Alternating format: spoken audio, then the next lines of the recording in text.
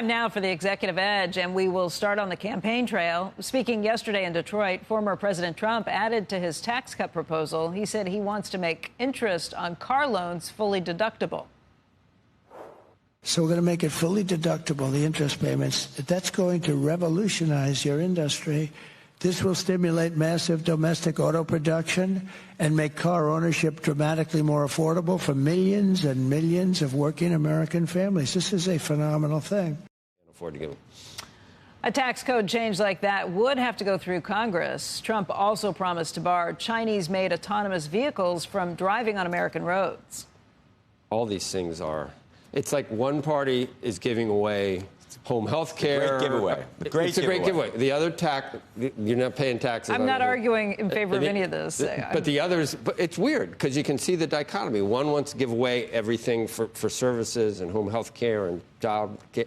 The other wants to give, doesn't want anything taxed anymore. And some of these things, like, I think it's a good, it sounds on face value, yeah, no Chinese-made autonomous vehicles, let's make them here. Sounds like a good idea, but then you got to think about, you got to think it through. Pricing. And you got to think it through. Mm-hmm. And then I think, it's not just autonomous vehicles that they don't want any kind of industrial policy. The Big Three will say they don't want any kind of industrial policy. Any kind of industrial policy it has ramifications. But then I think there's a neo view, sort of, that we tried globalization where you go anywhere to get the cheapest labor you can, and we have hurt a lot of work. I would say autonomous vehicles in particular, there's a defense argument for that you don't want to allow defense too, but what about just all the hollowed out middle class jobs that we've had in the last 25 years? This is the change we've been dealing with. But if we do it here and we pay more, it's going to cost more, and there's going to be inflation. We have to realize that that's going to be one of the.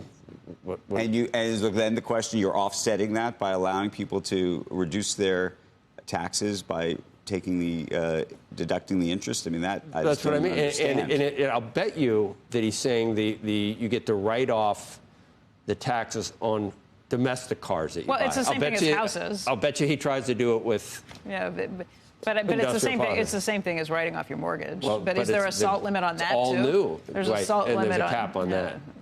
Right. But this is a whole new. I'll bet you he says, to get the 15% corporate rate, it has to be on domestic manufacturing. So this is all industrial policy, too, that you don't know what the ramifications are. Well, the other piece of it is it may very well be that nobody ultimately agrees with any of these giveays.